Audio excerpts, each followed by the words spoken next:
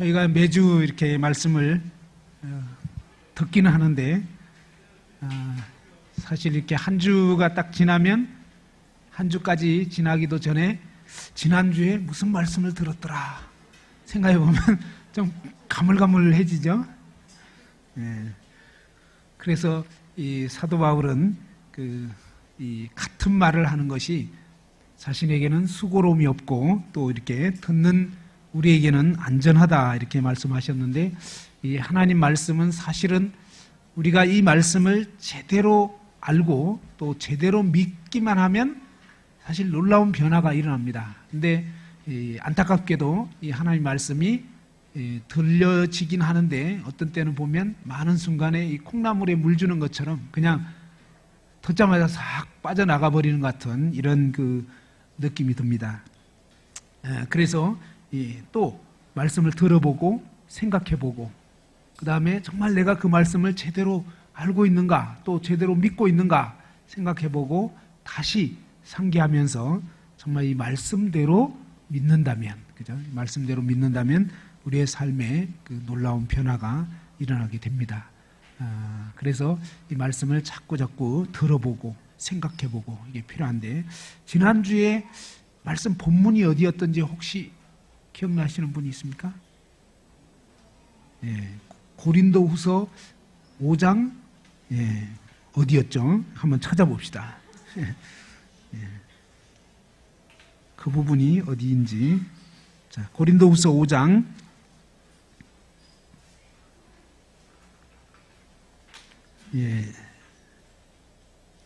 14절서부터 보았는데 오늘 전할 말씀은 17절 말씀입니다. 우선 17절 말씀을 다 같이 한번 읽어보고 그리고 이제 지난주의 말씀을 다시 한번 좀 생각을 해봤으면 좋겠습니다. 자, 다 같이 한번 고린도후서 5장 17절 말씀 읽어보시겠습니다. 시작. 그런즉 누구든지 그리스도 안에 있으면 새로운 피조물이라. 이전 것은 지나갔으니 보라 새 것이 되었도다. 그죠? 그런즉 누구든지 그리스도 안에 있으면 새로운 피조물이라. 이전 것은 지나갔으니 보라 새 것이 되었도다. 새로운 신분 또 새로운 삶에 대해서 함께 생각해 보고자 합니다. 지난 주일날 우리는 이 고린도후서 5장 14절서부터 17절까지 말씀을 중심으로 해서 보았습니다. 14절에 보면 이 그리스도의 사랑이 우리를 강권하시는도다 그랬습니다. 예수님의 사랑, 그 예수님의 사랑을 제대로 알고 깨닫게 된 사람은요, 그 그리스도의 사랑에 우리의 마음이 끌릴 수밖에 없습니다. 그래서 이 그리스도의 사랑이 우리의 마음을 끌어당긴다. 강권한다는 것은 강력하게 끌어당기는 그런 그 의미가 있습니다. 우리 인간에게 어쩌면 가장 강력한 동기가 무엇일까? 생각해 볼 때는 아주 누군가가 나를 막 위협을 한다면, 위협을 하면 무서워서라도 어떤 일을 하겠죠. 근데 그런 일들은 되게 오래가지 못합니다. 그리고 이 진심을 담아서 그 일을 하지는 않습니다. 위협 때문에 어쩔 수 없이 그 일시적으로 억지로 이렇게 할 수는 있겠지만, 사실 우리에게 있어서 가장 강력하게 삶을 변화시키고 또 계속적으로 살아가게 하는 그 원동력이 있다면 그것은 바로 사랑이라고 할 수 있습니다.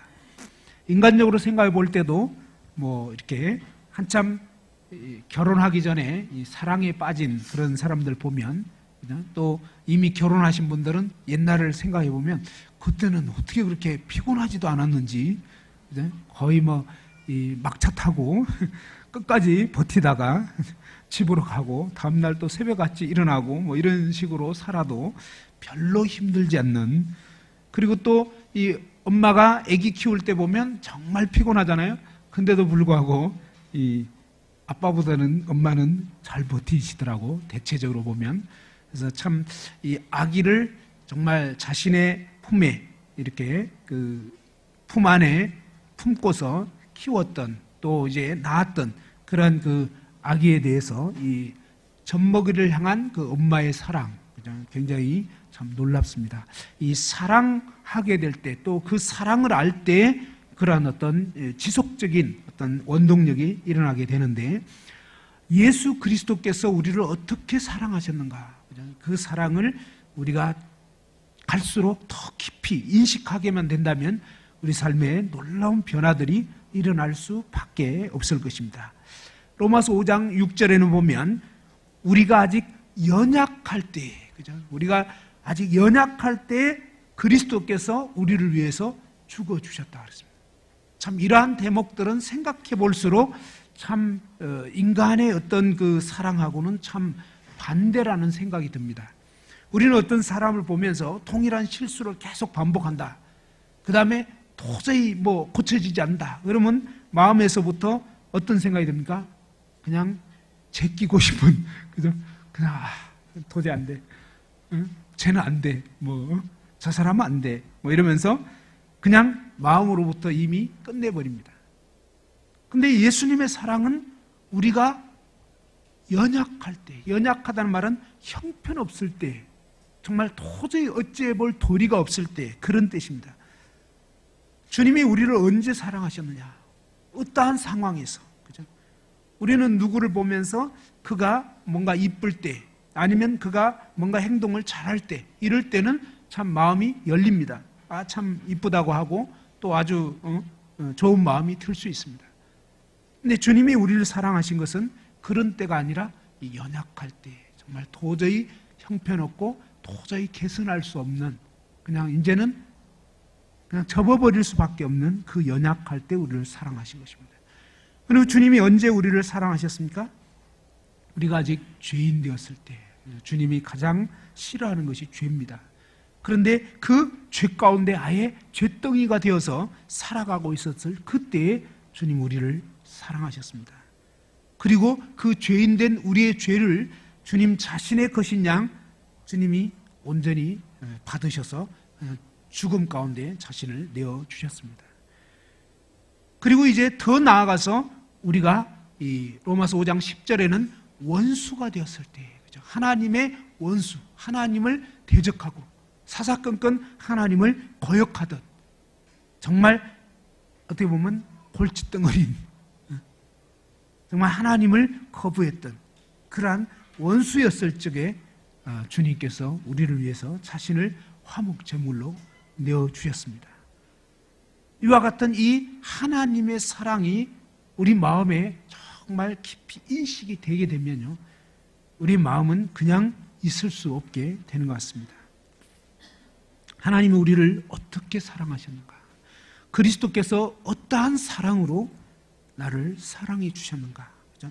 정말 천사도 흠모하는, 천사도 사실은 이해할 수 없는, 정말 그 사랑을 입은 사실을 알게 될 때 우리의 삶은 변화가 일어나게 되는 것입니다. 자, 이 그리스도의 사랑이 사도 바울의 마음을 끌어당겼다고 했습니다. 그리고 또 뭐죠? 그리스도를 믿은 우리의 마음을 끌어당기고 있습니다. 주님은 이 한 사람이 모든 사람을 대신하여 죽었기 때문에 이제 저와 여러분 모두가 죽었다, 죽은 것이다, 이렇게 말씀했습니다. 그리고 성경이 말하는 이 구원의 의미가 뭐라고 했습니까? 구원은 바로 죄로부터의 구원인데, 죄의 그 근본 뿌리라고 한다면 하나님을 떠나서 내가 하나님인 양, 내가 주인이 되어서 내 마음대로, 사실은 오늘날 이 세상 사람들이 살아가는 삶의 모든 어떤 그 근본적인 그런 모습입니다. 그냥 오로지 자기밖에 없고 자기를 나타내고 자기를 위해서 살아가고 하는 이런 것이 바로 죄라고 했습니다. 그것이 죄입니다. 하나님 떠나서 자기 자신을 세우려고 하는 이런 삶, 그것이 바로 죄인데, 그 죄로부터 우리를 구원해 주시려고 주님이 자신을 내어주신 것입니다. 주님이 이 십자가에 못 박혀 돌아가시면서 하신 큰 두 가지 사역 하신 일이 있습니다. 그것은 기본적으로 생각해 볼 수 있는 것은, 먼저 그분이 피 흘리심으로 저와 이런 모든 죄를, 그죠? 그 모든 죄들을, 우리가 범했던 모든 죄악들을, 과거, 현재, 미래의 모든 죄악들을 예수 그리스도께서 그 피로, 피 흘림이 없은즉 죄 사함이 없다 그러는데, 그 피로 저와 이런 모든 죄를 다 갚으신 것입니다. 정말로 그럽니다. 진리는 바로 그 피로 저와 이런 모든 죄를 예수님이 다 담당해 놓으신 것입니다. 그런데 이 사실이 믿음으로 깨우쳐지게 되었을 때, 그 은혜가 깨달아졌을 때, 그 예수 그리스도의 복된 소식을 믿게 되었을 때 성령으로 거듭나게 되는 것입니다. 그런데 주님께서 그와 같이 내 죄를 다 사해 주셨다는 이 사실을 깨닫고 믿게 되었을 때 주님이 사실은 그 십자가에서 하신 일이 또 한 가지 더 있었다는 것입니다. 그래서 뭐냐면 바로 범죄하던 내 옛사람, 내가 일생 동안 주인이 되어서 나밖에 모르고 나의 왕국을 세우면서 하나님을 떠나서 왕노릇했던 저와 여러분의 옛사람이 그리스도와 함께 십자가에 못 박혀 죽었다고 하는 것입니다. 그래서 성경이 말하는 이 구원은, 구원의 그 어떤 온전한 의미는 단지 저와 이런 모든 그 범죄한 그 범죄가 해결되었을 뿐만 아니라 범죄하던 원흉이었던 저와 여러분 자신, 자라고 하죠. 바로 옛나가 그리스도와 함께 못 박혀 죽었다고 하는 것입니다. 이것이 성경이 말하는 구원의 총체적인 그런 의미입니다. 그리고 이제 그리스도와 함께 못 박혀 죽은 사람이 이제 그리스도를 믿음으로 그리스도와 함께 이제 다시 부활되게 되었는데, 이 사실을 침례로 나타내 준 것입니다. 침례는 옛사람의 장례고 새사람의 부활, 그리고 새사람이 그리스도 안에서 다시 살아난 것입니다. 이렇게 그리스도를 믿고 거듭난 저와 여러분의 삶의 목적, 구원받은 성도의 삶의 목적은 누구를 위한 삶이라고요? 하나님의 영광을 위해서, 하나님을 위한 삶, 그리스도를 위한 삶, 그리고 이제 또 다른 영혼들을 위한 삶이라는 것입니다. 그래서 거기에는 더 이상 나에 관한 이야기가 아니라고 했습니다. 내가 그리스도와 함께 십자가에 이미 못 박혀버린 것입니다. 그리고 이제 저와 여러분은 그리스도 안에서 새 피조물이 된 것입니다. 새 피조물로서 이 세상 가운데 오셨던 그리스도께서 어떻게 사셨는가? 예수 그리스도는 자신을 위해서 살지 않고 아버지를 위해서 사신 것입니다.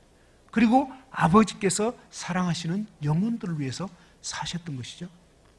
주님이 우리를 구원하신 목적이 바로 저와 여러분도 그와 같은 삶을 살도록 우리를 새롭게 태어나게 한 것입니다. 그런데 우리가 이러한 새로운 삶을 사는 데 있어서 문제가 있다는 것입니다. 무슨 문제가 있습니까? 오늘 그런 부분에 대해서 살펴보고, 우리의 가치관의 문제, 그리고 이제 내가 거듭나기 전에 나는 누구였고 거듭난 이후에 나는 누군가, 이런 새로운 신분과 그 다음에 새로운 삶을 어떻게 살 것인가, 이런 부분을 함께 살펴보고자 합니다. 고린도후서 5장 17절 말씀을 이제 다시 한번 읽어 보겠습니다. 고린도후서 5장 17절 말씀입니다. 자, 시작.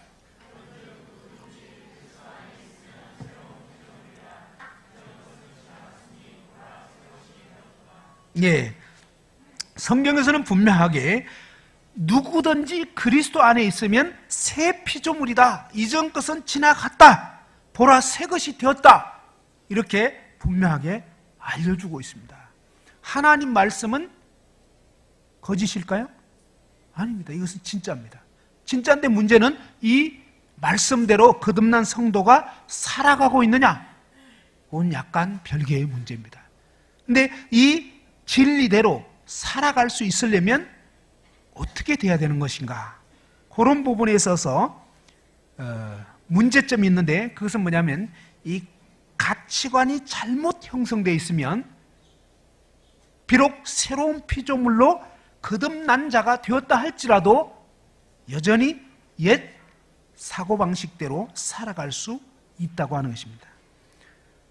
이런 부분에서 성경에서는 여러 가지 사례를 보여주고 있습니다. 대표적인 경우가 이 롯의 경우입니다. 그죠? 롯은 아브라함과 마찬가지로 하나님의 약속을 믿는 믿음으로 의롭게 된 의인이었습니다. 그래서 성경에서는 분명하게 롯은 의인이라고 했습니다. 그런데 롯의 이 가치관은 어떻게 되어 있냐면 의인답지 않은 가치관을 가지고 있었습니다. 한마디로 뭐냐면 그는 하나님을 믿기 이전에 가졌던 또 하나님 믿는 사람들과 관계없는 그런 어떤 사고방식대로 살아갔다고 하는 것입니다. 큰아버지 아브라함이 롯에게 이제 그 둘 사이에 다툼이 일어나게 됐을 때, 그 목자들끼리 다툼이 일어났을 때 이제 우리 앞에 온 땅이 있지 않느냐, 그죠? 그러면서 너가 원하는 대로 선택을 하라고 했습니다. 너가 좌하면 나는 우하겠고 네가 우하면 나는 좌하겠다.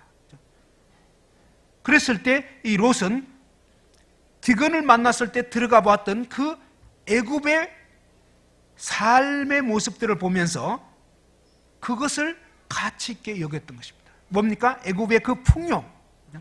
그러면서 눈을 들어 보았을 때 이 소돔 고모라의 아주 그 비옥한 땅이 펼쳐져 있고 그 다음에 거기에는 아주 풍요가 기다리고 있는 것 같은, 그러면서 어떻게 합니까? 그 땅을 선택하게 되는데 창세기 13장 13절에 가보면 소돔 사람들은 여호와 앞에서 큰 죄인이었더라. 물론 큰 죄인일지라도 이 롯이 그 큰 죄인들을 구원하기 위해서 갔더라면 얘기는 달라졌겠죠. 죄가 더한 곳에 은혜가 넘친다고 하니까. 근데 이것은 아무나 그렇게 할 수 있는 게 아닙니다. 그죠? 어떤 곳에는 뭐 율랑 여성들을 전도하는 그런 전도단이 있다고 합니다. 또 어떤 사람들은 그런 어떤 조직들을 건지기 위해서 투신하는 이런 분들도 있습니다. 근데 이런 일을 하려면 사실 보통 믿음보다 더 큰 믿음을 가져야만 하고 더 분명하게 서 있지 않으면 불가능한 일입니다. 롯의 그 동기가 정말 그 큰 죄인들을 구원하기 위해서 간 것이라면 문제는 달라지겠지만 그게 아니었습니다. 그게 아니고 롯은 그곳의 풍요를 보고 자신도 그러한 풍요를 얻고 싶은, 그래서 그것이 인생의 전부인 양 생각하면서 그 삶을 선택한 것입니다. 우리가 어떠한 삶을 선택하느냐, 그것은 그 사람의 믿는 바를 나타내고 있는 것입니다. 근데 아브라함은요, 동일하게 어려움 가운데 있었지만 이 아브라함은 약속의 땅 가나안에 거했고요, 또 무엇보다도 하나님의 약속의 말씀, 하나님의 그 말씀을 따라서 본토 친척 아비집을 떠났고, 그에게도 여러 가지 연약함이 있었지만 그러나 연약함으로 때로는 애굽에 내려가고 때로는 타협하고 때로는 거짓말한 적도 있었지만, 그러나 이 아브라함의 삶의 중심의 가치는 그 나라를 소망하는 것이었습니다. 그래서 그는 정말 이 하나님이 지으시고 경영할 터가 있는 그 도성을 바라보면서 장막에 우거했다 그랬습니다. 이 땅에서 완전히 안주한 그런 삶이 아니라 이 땅의 나그네로서 정말 상당한 터전을 잡았던 그런 본토 친척 아비집을 떠났고, 또 하나님이 말씀하실 때 또 때로는 타협한 적이 있었지만 그 가운데서 이게 아니었구나 하면서 다시금 뭡니까? 그 장막을 챙겨가지고 하나님이 말씀하시고 명하시는 곳으로 부단히 나아가는 이런 삶을 살았던 것입니다. 모세는 어땠습니까? 모세는 가만히 있으면 그가 이 애굽의 공주의 아들로서 이제는 뭡니까? 마침내 왕권을 잡을 수 있는 그러한 기회가 있었습니다. 그런데 이 모세는 그러한 삶을 선택한 것이 아니라 도리어 하나님의 백성들과 함께 고난받기를 선택했습니다. 그러면서 자신이 이 하나님의 영광을 위해서 고난받는 이 삶이 애굽의 모든 보화보다 더 큰 재물로 여겼다고 그랬습니다.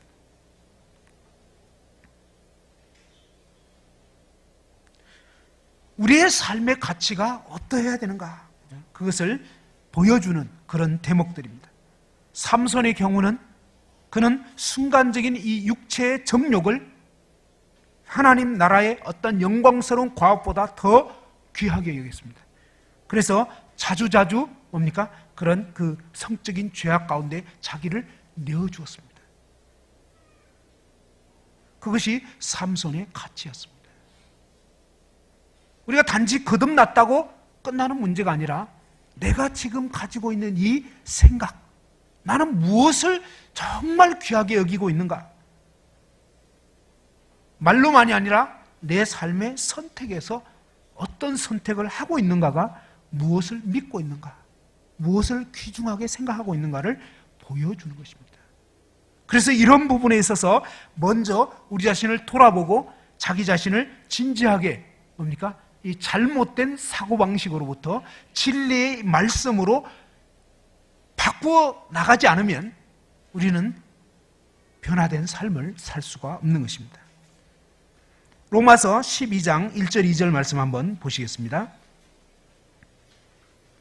로마서 12장 1절과 2절 말씀입니다. 다 같이 한번 읽어 보시겠습니다. 로마서 12장 1절 2절입니다. 시작.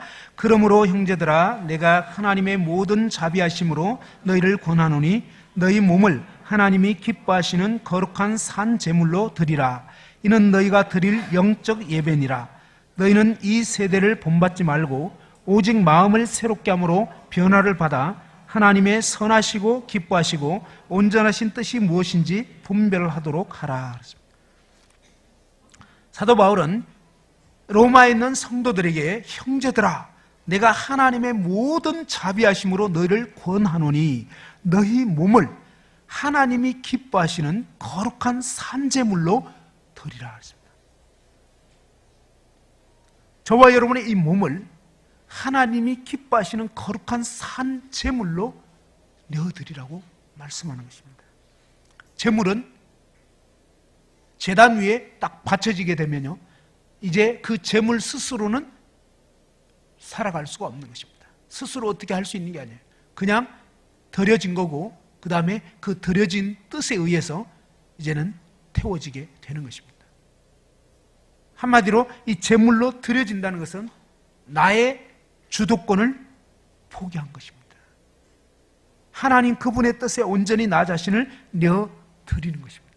그리고 하나님이 기뻐하시는 그 뜻에 의해서 예수님이 이 땅에 오셨을 때 내가 주의 뜻 행하기를 즐기오니 그랬습니다.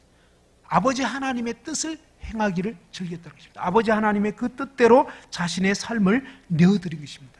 저와 여러분도 마찬가지로 그와 같이 하나님이 기뻐하시는 그 뜻대로 우리의 삶이 드려지는 그것이 바로 매일의 매 순간의 영적인 예배가 되는 것입니다. 하나님의 뜻은 어디에 나타나 있냐면 하나님 말씀에 나타나 있습니다. 그리고 하나님의 뜻은 성령께서 우리 안에서 그분의 진리의 말씀을 생각나게 해주시고 깨우쳐 주심으로 이 진리의 말씀에 합한 그것이 바로 하나님의 뜻인 것입니다. 그 뜻대로 저와 여러분의 삶이 드려져야 하는 것이 마땅하다고, 그렇게 되기를 원한다고, 권한다고 사도 바울은 말씀하고 있는 것입니다. 자, 이러한 거룩한 산제사로 드려지는 영적 예배의 삶을 살아야 되는데 이러한 삶에 있어서 방해되는 것이 있습니다. 그것은 뭐냐면 2절에 나와 있는 것처럼 너희는 이 세대를 본받지 말고 그랬습니다. 이 세대의 삶의 모습들 혹은 이 세상의 어떤 풍조들이 우리로 하여금 하나님의 뜻대로 살아가게 하는 것이 아니라 오히려 그냥 세상에 원하는 대로 살아갈 수 있도록 굉장히 많은 부분에서 우리의 마음과 생각을 계속 이렇게 영향을 주는 것입니다. 자, 이 세대는 어떤 식으로 지금 살아가고 있을까? 이 세대가 추구하는 것이 무엇일까? 디모데후서 3장 1절에서 5절에 보면 이 말세에 고통하는 때가 온다고 그랬습니다. 이 말세에 고통하는 때가 오면서 그 마지막 세대의 삶의 모습을 여러 가지로 알려주고 있는데 자기를 사랑한다고 하는 것입니다. 이 세상의 삶의 모습, 그죠? 이 세대의 모습은 뭐냐? 자기 사랑입니다. 자기 사랑. 하나님 사랑이 아니라 나 사랑입니다. 내가 원하는 거, 내가 원하는 욕구, 그죠?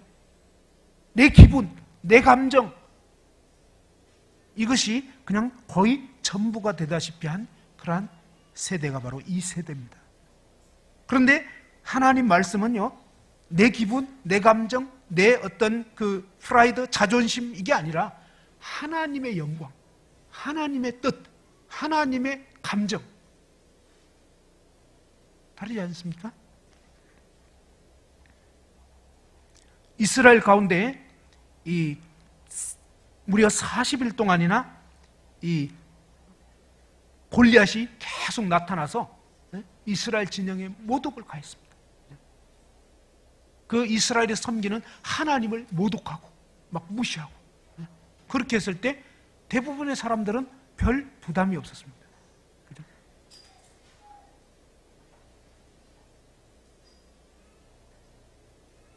사람들은요, 하나님의 영광에 훼손이 갈 때는 별로 신경 안 쓰다가 자기 자존심에 상처가 가면 엄청 힘들어합니다. 근데 다윗은 그러지 않았어요. 사람들은요, 그냥 그 골리앗이 지금 하나님 훼손하고 해방하고 이거에 대해서는 별로 신경 안 쓰고 골리앗의 크기만 생각한 거예요. 골리앗은 너무 크다. 그래서 그냥 다들 아무 소리 못하고 있었습니다. 다윗은 어린 소년에 불과했지만 하나님의 영광에 훼손이 가게 될 때 견딜 수가 없었습니다. 그의 삶의 중심은 하나님을 사랑하는 것이었습니다. 그래서 정말 저 죽은 개 같은 존재가 감히 하나님을 모욕한다고, 그러면서 견딜 수 없고 죽을지언정 저것을 완전히 처리를 해야 되겠다, 이런 이 하나님을 향한 그 마음으로 정말 그 거룩한 분노 가운데서 일어나게 됐던 것입니다. 우리가 왜 힘들어하는가? 그죠? 나를 사랑하기 때문인가? 아니면 하나님 사랑하기 때문인가? 지금 시대의 특징은 자기 사랑이라고 했습니다. 그 다음에 돈을 사랑한다 그랬습니다. 결국은 돈 때문에 하게 된 것입니다. 돈 때문에 안 하기도 하고, 그죠? 하나님 때문에 하기도 하고 하나님 때문에 안 하기도 하고.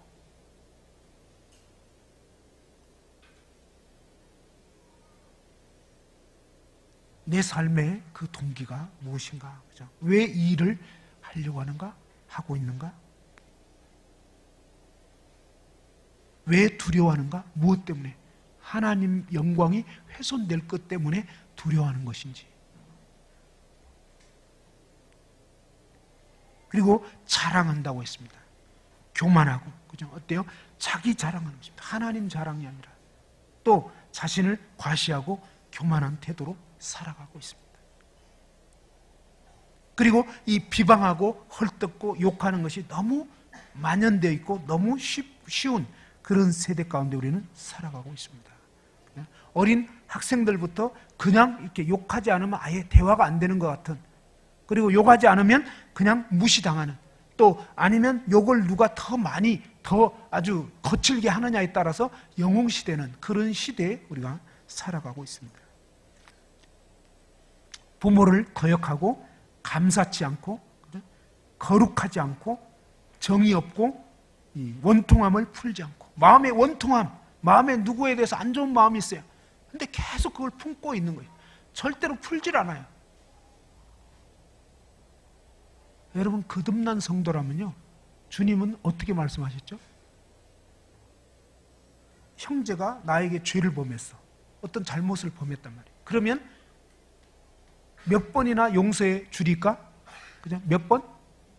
7번? 예, 베드로가 얘기한 건 7번이었어요. 근데 주님이 말씀하신 것은 70번에 7번이다. 그게 또 누가복음 말씀에 보면 하루에 이렇게 돼 있어요. 하루에. 그죠? 하루에 70번에 7번까지 용서해야 되면 여러분이 겪고 있는 모든 삶에서, 그죠? 무조건 용서해버려야 돼요. 무조건. 그래서 여러분이 아직 용서하지 못하고 있는 거, 뭔가 아직도 딱 꽁하니 갖고 있는 거 있으면 그거 합당한 게 아니에요. 이 세대의 특징은 그런 원통함을 풀지 않는, 그냥 한이 맺혀서 살아가는 그런 시대라는 것입니다. 그냥 뻑하면 원수를 맺어버리고, 그죠? 그걸 풀지 않고. 근데 하나님 뜻은요, 그게 아니에요. 하나님 뜻은 용서하는 것입니다. 그리고 모함하고, 그죠? 이 세대는 남을 막 헐뜯고 모함합니다. 근데 주님은 관용하고 용서하고 사랑하고. 이 세대는 또 뭡니까? 절제하지 못하는 것이다. 참지를 못해요. 절제를 못해요. 사납고 선한 것을 좋아하지 않고, 배신하고 또 조급하고 자만하고, 무엇보다도 쾌락 사랑을 하나님 사랑하는 것보다 더하는 것입니다. 정말 그런 것 같아요. 그냥 진짜 그래요. 쾌락 사랑하는 거, 뭔가 재밌는 거. 그죠? 지금 세대의 특징은 재밌는 거, 재미를 추구하는 것이요, 하나님 추구하는 것보다 훨씬 더한 그런 시대에 우리는 살아가고 있습니다.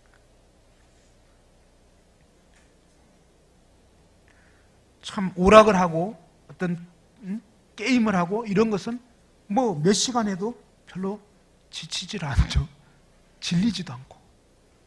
근데 하나님 말씀을 대하거나 기도하거나, 그죠? 뭔가 이 하나님을 위한 그런 삶 가운데 우리 자신을 드리기는 참 어려운 그런 시대 가운데 살고 있습니다. 쾌락 사랑하기를 하나님 사랑하는 것보다 더하고, 그러므로 인해서 결국은 경건의 모양은 있을 수 있지만 경건의 능력을 부인하는, 무슨 얘기냐면요, 실제적으로 삶 가운데서 죄를 이기고 승리하는 삶을 사는 그러한 삶을 보기가 굉장히 어려운 그런 시대에 우리가 살고 있다는 것입니다.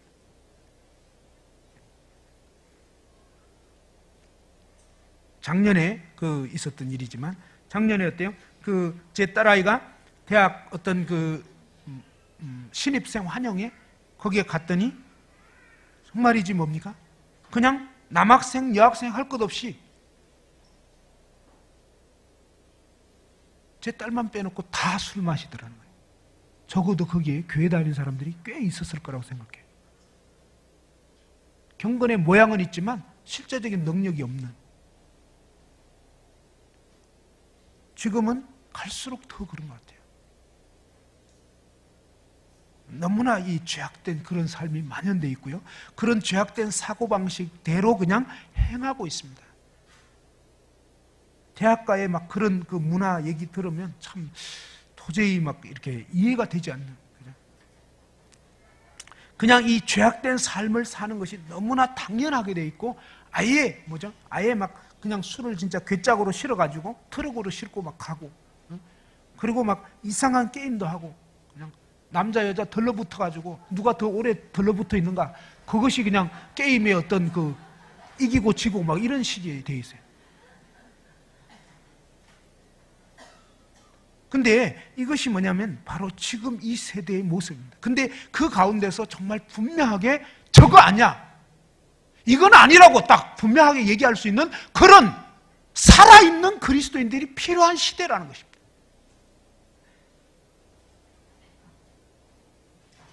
정말 이 거룩한 분노를 가지고 이건 아니라고, 이것이 무슨 오리엔테이션이냐고 그냥 둘러 엎을 수 있는 이런 사람이 필요하다는 것입니다.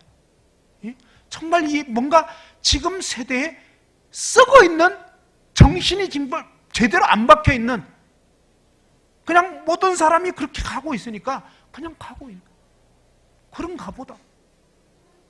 오히려 뭡니까? 거기에서 뭔가 이 발을 못 맞춘 거에 대해서 굉장히 안타까워하는, 좀 이상해지고 있지 않습니까? 그러면 대학가만 그렇습니까? 우리가 살아가고 있는 직장에서나, 그죠? 이 주변에서 우리는 지금 죄악된 세상 가운데, 그런 정말 어떻게 보면 사단이 지배하고 있는 세상 가운데 그리스도의 사신으로, 그리스도의 대사로 부름을 받은 것입니다. 그들과 무조건 감싸야 된다, 그건 아니죠. 주님은 세리와 창녀들과 그 죄인들을 구원하기 위해서 그들의 친구라는 별명을 가지셨습니다. 종교적인 어떤 경건이라는 것이 그런 게 아니잖아요. 바리새인들은 완전히 뭡니까? 자기들은 별다른 존재이냐 아예 상종을 하지 않았습니다. 근데 예수님이 보이신 진정한 경건은 무엇입니까? 그들을 불쌍히 여긴 것입니다. 그러면서도 뭡니까? 그들과 똑같은 죄 가운데 가신 것이 아니라 바로 그 죄악 가운데 있는 그들을 긍휼히 여기시고 그 죄에 물들지 아니하였을 뿐만 아니라 오히려 뭡니까? 그 가운데 있던 사람들을 건져내는. 그래서 예수님을 만났던 세리들이 계속적으로 변화가 일어나는 것입니다. 마태는 부르심을 받아서 세리 일을 관뒀지만 어떤 사람들은 계속 세리 일을 했지만 예전과 다른 세리였습니다. 그죠? 우리 시대 가운데 정말 그런 법조계에 지금은요 아주 공공연하게 뭐 검사들이 뭐 그런 성접대 받는다 무슨 향응 무슨 이건요 다 알려져 있는 그런 얘기들입니다. 뭐 연예계 뭐 그냥 정치계 할 것 없이 어디가 비리 없는 곳이 없어요. 어떤 사람들은 뭐 그냥 그리스도인들은 그러면 이것도 그냥 직업을 하기가 좀 어려운, 그래서 뭐 그리스도인들은 이것도 하면 안 되고 저것도 하면 안 될 것 같은, 옛날에 그런 경우가 있었는데요. 바둑을 잘 하던 어떤 형제가 이 바둑 일을 하다가 마음이 자꾸 걸려서 이 바둑하면 되나 이런 마음이 들어가지고 나중에 이제 바둑을 안 하려고 관뒀어요. 그 다음에 이제는 뭐 하냐면 왜 바둑을 관두려고 했냐? 이건 왠지 그리스도인으로서 직업이 합당치 않은 것 같다고. 그래서 이제 그 다음에 선택하려고 한 직업이 뭐냐면 택시 운전이었습니다. 근데 뭐 바둑은 그러면 좀 문제가 있고 택시 운전은 괜찮냐 이것입니다. 택시 운전 하다 보면 이상한 사람들 태워야 될 때도 많이 있어요. 그래서 또 골라서 태우기도 어렵잖아요. 그러면 안 되잖아요. 주님이 말씀하신 것은 우리를 이 죄악된 세상에서 아예 담쌓고 살아라 이게 아니라 그 가운데서 거룩한 영향력을 나타내라는 것입니다. 만일에 택시 운전한다. 근데 이상한 사람들이 이상한 죄 짓고 나서 지금 탔다. 그럼 뭐예요? 하나님 말씀이나 찬송가를 탁 틀어놓는 거죠. 그러면서 운전하는 거예요. 무지 찔리라고. 그죠? 그래서 뭡니까? 내가 지금 말하지 않아도 막 찔림 받아가지고 회개하도록 만들어야 되는 거예요. 아시겠습니까? 죄에 대해서 침묵하고 있어요. 한 말도 못하고 그냥 같이 긴장하면서. 그게 아니라 그냥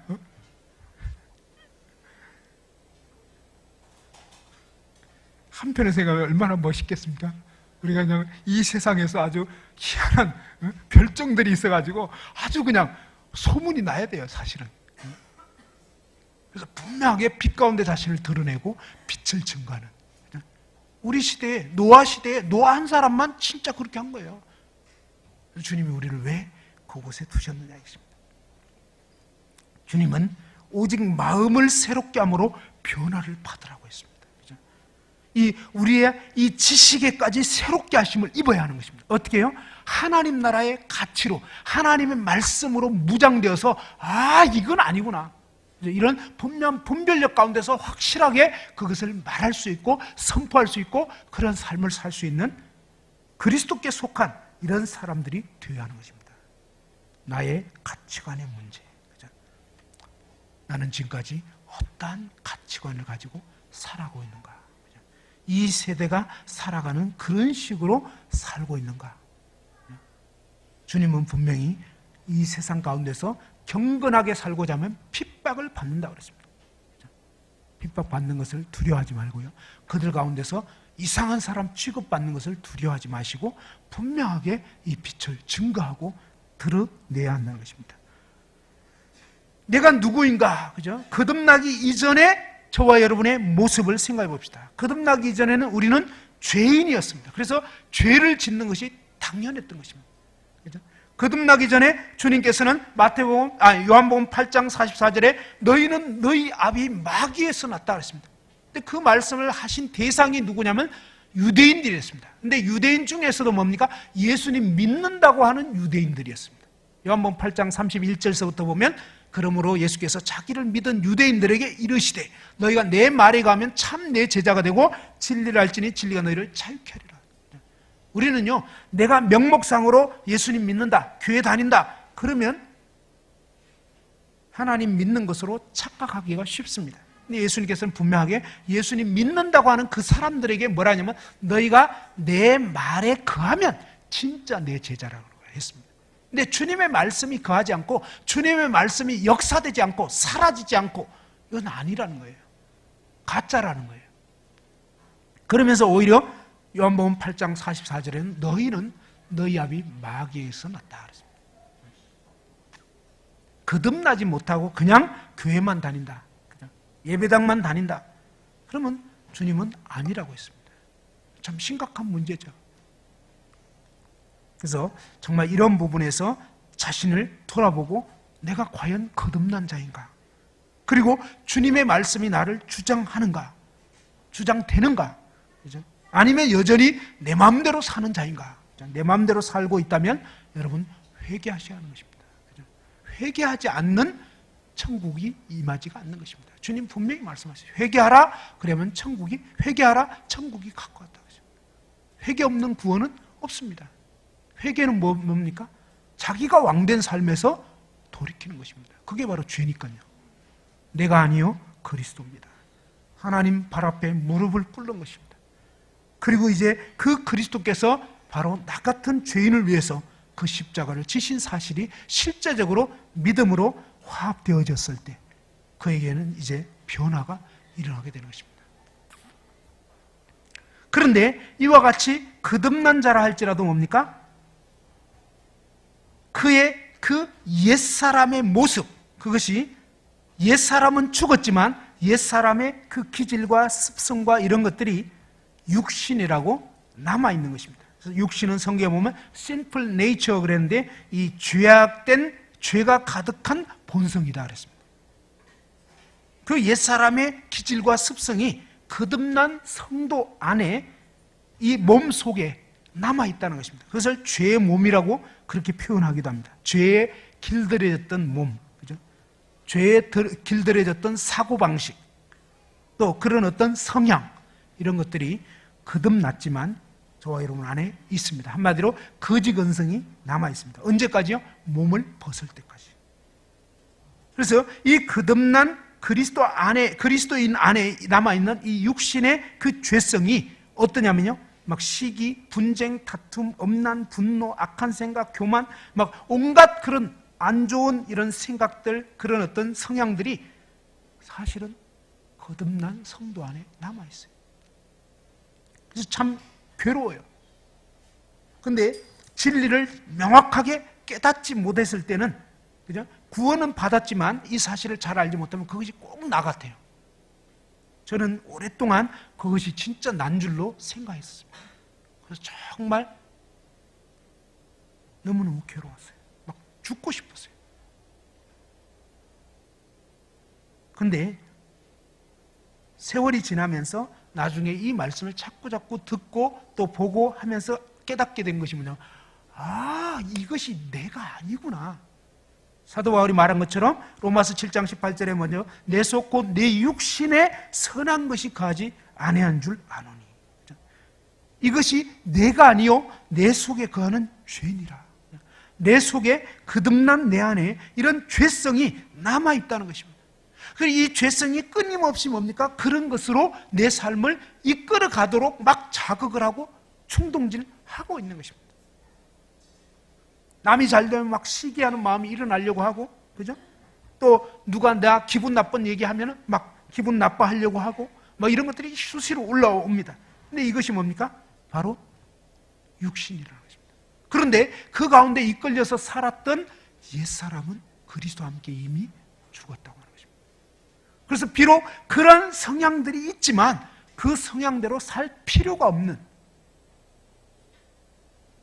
로마서 8장 6절에서는 육신의 생각은 사망이다 그랬습니다. 그 육신의 생각에 이끌려서 거듭난 내가 그 육신의 생각에 이끌려서 짝하게 되고 순종하게 되면 영적인 죽음이 오는 것입니다.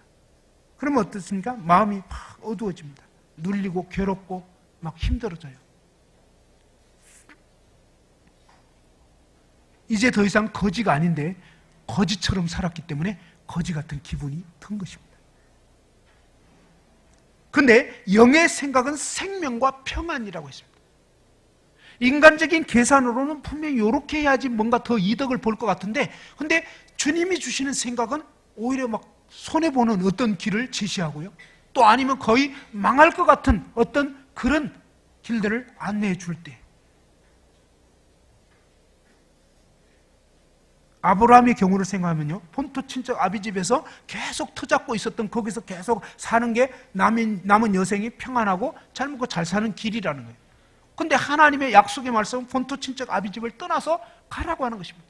그건 참 대책이 없는 삶 같은데, 하나님 그 말씀을 따라서 순종하게 되었을 때 그게 뭐예요? 영의 생각대로 사는 것입니다. 하나님 말씀대로 사는 거예요. 하나님 말씀. 성령께서 이 진리의 말씀을 깨우쳐 주신 대로 그 말씀대로 순종하는 것입니다. 육신의 생각은 그 사람을 계속 미워해야 하고 계속 판단해야 될 것 같고 계속 붙잡고 있어야 될 것, 그게 육신의 생각입니다. 근데 그 육신의 생각대로 살면요, 영적인 진보가 없어요. 계속 어두운 가운데 방황하는 것입니다.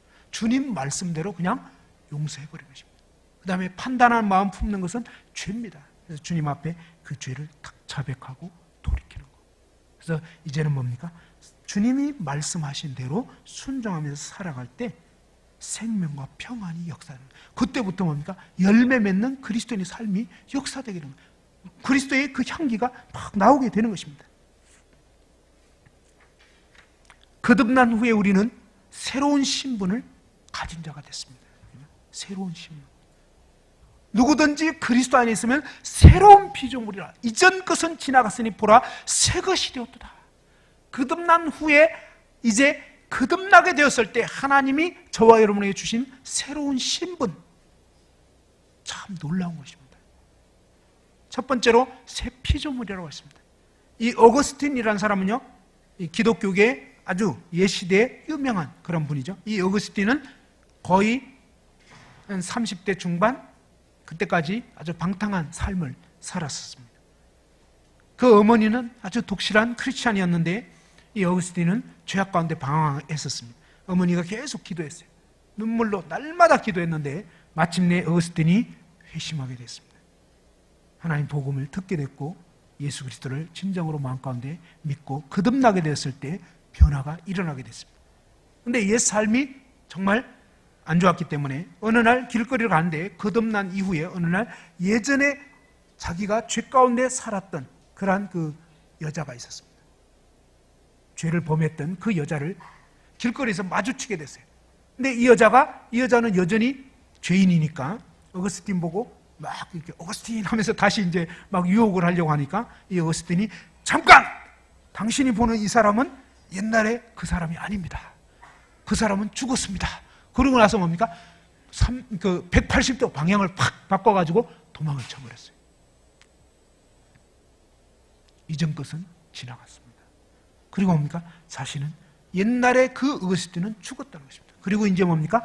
그 주님의 말씀을 따라서 죄와 짝하지 않고 탁 돌이켜서 새 삶을 살았던 것입니다. 우리는 그리스도 안에서 새 피조물입니다. 그리고 성경에서는 의인이라고 하는 것입니다. 예수 그리스도를 믿고 구원받은 사람은 의인인 것입니다. 의인은 뭡니까? 의롭게 살 자가 됐다는 것입니다. 죄인은 죄 가운데 사는 게 당연하지만 의인은 의롭게 사는 것이 하나님 영광을 위해서 하나님의 그 뜻대로 살아가는 것이 마땅한 것입니다. 베드로전서 2장 1절 말씀 한번 보시겠습니다. 베드로전서 2장 1절.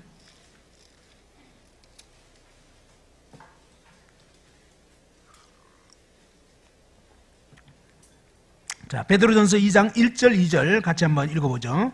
378페이지입니다. 베드로전서 2장 1절 2절입니다. 시작. 그러므로 모든 악독과 모든 기만과 외식과 시기와 모든 비방하는 말을 버리고 갓난 아이들같이 순전하고 신령한 것을 사모하라. 이는 그로 말미암아 너희로 구원에 이르도록 자라게 하려 함이라. 그죠? 이 거듭난 성도에게 옛 죄악된 그 삶을 버리라고 하는 것입니다. 그것을 그대로 가지고 있으면서 새로운 삶을 살 수가 없습니다. 악독한 말 했다면 그거 버려야 되는 것입니다. 남을 속이는 습관이 있다면 버려야 하는 것입니다. 그 다음에 또 이렇게 겉과 속이 다르게 행동한 거 버려야 합니다. 시기하는 거, 그죠? 비방하는 말 이런 거 버리라는 것입니다. 그 다음에 갓 태어난 영적인 어린아이처럼 순전하고 신령한 하나님 말씀을 자꾸 사모하고, 그죠? 그렇게 하라는 것입니다. 그러면서 믿음 안에 자라가는데, 이렇게 됐을 때, 이렇게 할 때 주님은 우리에게 주신 그 새로운 신분이 어떤 것이냐면 5절에 보면, 5절 한번 읽어보죠. 시작. 너희도 산돌같이 신령한 집으로 세워지고 예수 그리스도로 말미암아 하나님이 기쁘게 받으실 신령한 제사를 드릴 거룩한 제사장이 될지니라. 주님이 우리에게 거듭난 후 주신 새로운 신분 중에 하나는 거룩한 제사장이다. 이 거룩한 제사장은 뭐냐면 하나님을 가까이서 예배할 수 있는 그러한 특권을 가지고 있는 것입니다. 신약 시대에 거듭난 모든 성도들이 가진 놀라운 특권은요, 하나님을 예배할 수 있다는 것입니다. 구약 시대에는 이 아론의 레위 지파 중에서 아론의 그 직계 자손들만 제사장이 될 수 있었습니다. 그런데 신약 시대에는 모든 거듭난 성도들이 개인적으로 하나님께 다 예배할 수 있어요. 그 다음에 공적으로는 모여서 뭡니까? 우리 형제들이 하나님께 대표로 예배 드릴 수 있는 것입니다. 9절을 보십시오. 9절에는 보면 그러나 너희는 택하신 족속이요 왕같은 제사장들이요 거룩한 나라요 그의 소유가 된 백성이니 이는 너희를 어두운 데서 불러내어 그의 기이한 빛에 들어가게 하신 이의 아름다운 덕을 선포하게 하려 하심이라. 이제 왕같은 제사장으로서 하나님의 이 놀라운 왕의 복음을, 그죠? 선포하는 왕같은 제사장으로 하나님 우리를 부르신 것입니다. 우리는 그리스도의 대사들이라는 것입니다. 그래서 가는 곳곳마다 이 주님을 선포하고 선전하고 주님의 놀라운 복된 소식을 증거하는 그러한 사신들로, 그러한 대사로 신분을 가진 것입니다. 그리고 거듭난 우리에게는 하나님께서 어떻게 했냐면 하나님의 아들로 삼아 주셨습니다. 요한복음 1장 12절에 보면 영접하는 자 곧 그 이름을 믿는 자들에게는 하나님의 자녀가 되는 권세를 주셨다고 했습니다. 우리는 때로 내 자신이 이 하나님의 아들이 된 것이 얼마나 놀라운 것인지를 잘 몰라요. 만일에 오늘 이 자리에 미국 오바마 대통령의 아들이 방문했다. 그러면 좀 신경이 쓰이겠죠, 그죠? 뭐 이상한 정권인 북한의 그 김정일 아들만 나타나도 막 경호원들이 대동돼 있고요, 상당히 나름대로 위세를 부리고 그러잖아요. 근데 저와 여러분이 가진 신분은요, 정말은 뭡니까? 온 우주와 만물을 지으신 창조주 하나님의 아들, 딸이라는 거예요.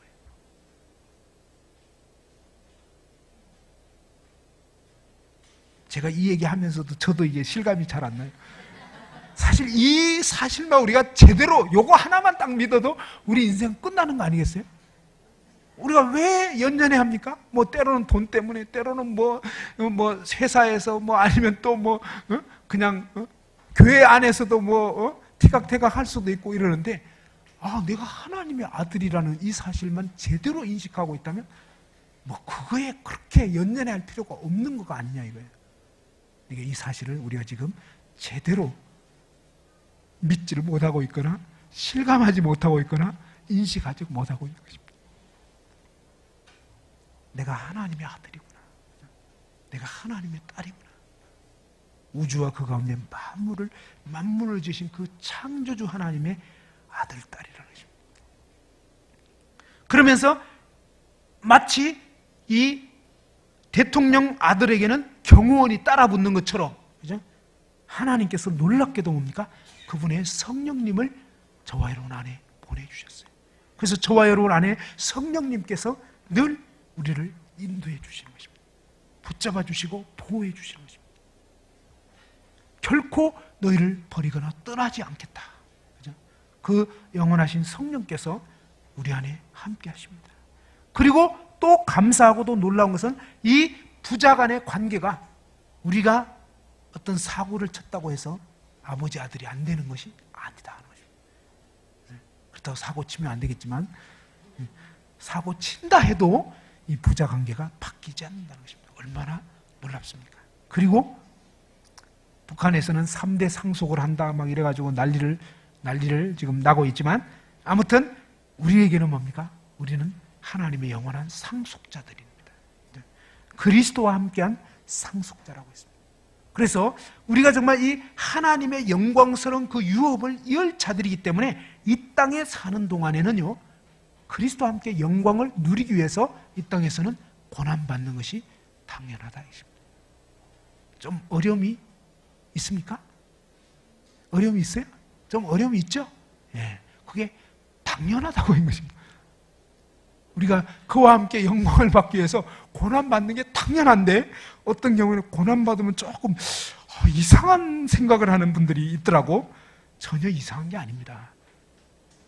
그리고 우리는 그 고난에 휘말려서 그냥 살아가야 되는 것이 아니라 거기서 그 고난을 거슬러 올라가야 할 사명을 가지고 있는 자들이다.